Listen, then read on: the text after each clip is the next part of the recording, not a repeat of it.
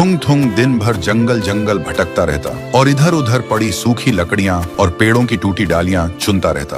फिर पूरी रात उन्हें घिस घिस कर छोटे छोटे खिलौने बनाता और अगले दिन गलियों में घूम घूम कर उन्हें बेचता और 2 वक्त की रोटी लाता। थुंग थुंग अपनी बहन छुटकी के साथ गांव के बाहर एक छोटी सी लकड़ी के घर में रहता था। छुटकी ही उसकी आखिरी उम्मीद और उसका इकलौता परिवार थी।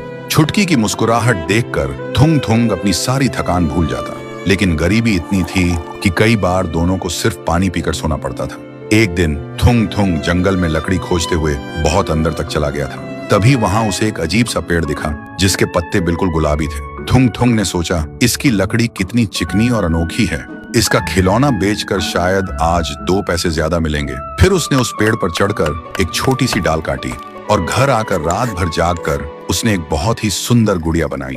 सुबह जब छुटकी सोकर उठी तो वह सुंदर गुड़िया देखकर खुशी से झूम उठी और उसने उस लकड़ी की गुड़िया को सीने से लगा लिया। छुटकी को इतना खुश देखकर थुंग थुंग के दिल को बड़ा सुकून मिला। फिर वह खुशी खुशी काम पर निकल गया।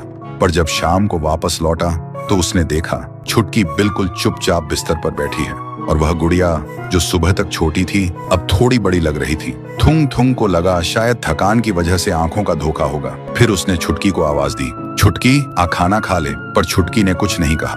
थुंग थुंग को लगा शायद थुंग थुंग दिन भर जंगल जंगल भटकता रहता और इधर उधर पड़ी सूखी लकड़ियां और पेड़ों की टूटी डालियां चुनता रहता। फिर पूरी रात उन्हें घिस घिस कर छोटे छोटे खिलौने बनाता और अगले दिन गलियों में घूम घूम कर उन्हें बेचता और 2 वक्त की रोटी लाता। थुंग थुंग अपनी बहन छुटकी के साथ गांव के बाहर एक छोटी सी लकड़ी के घर में रहता था। छुटकी ही उसकी आखिरी उम्मीद और उसका इकलौता परिवार थी।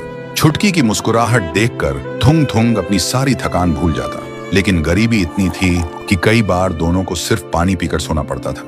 एक दिन थुंग थुंग जंगल में लकड़ी खोजते हुए बहुत अंदर तक चला गया था। तभी वहां उसे एक अजीब सा पेड़ दिखा जिसके पत्ते बिल्कुल गुलाबी थे। थुंग थुंग ने सोचा, इसकी लकड़ी कितनी चिकनी और अनोखी है, इसका खिलौना बेचकर शायद आज 2 पैसे ज्यादा मिलेंगे। फिर उसने उस पेड़ पर चढ़कर एक छोटी सी डाल काटी और घर आकर रात भर जागकर उसने एक बहुत ही सुंदर गुड़िया बनाई। सुबह जब छुटकी सोकर उठी तो वह सुंदर गुड़िया देखकर खुशी से झूम उठी और उसने उस लकड़ी की गुड़िया को सीने से लगा लिया। छुटकी को इतना खुश देखकर थुंग थुंग के दिल को बड़ा सुकून मिला। फिर वह खुशी खुशी काम पर निकल गया। पर जब शाम को वापस लौटा तो उसने देखा छुटकी बिल्कुल चुपचाप बिस्तर पर बैठी है